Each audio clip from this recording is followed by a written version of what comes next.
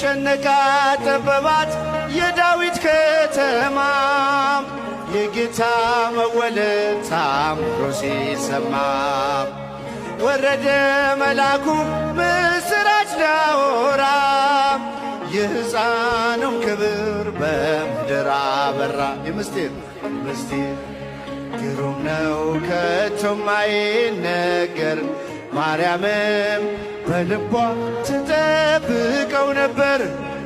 ምስጢር ግሩም ነው ከቶም አይነገር ማርያምም በልቧ ትጠብቀው ነበር።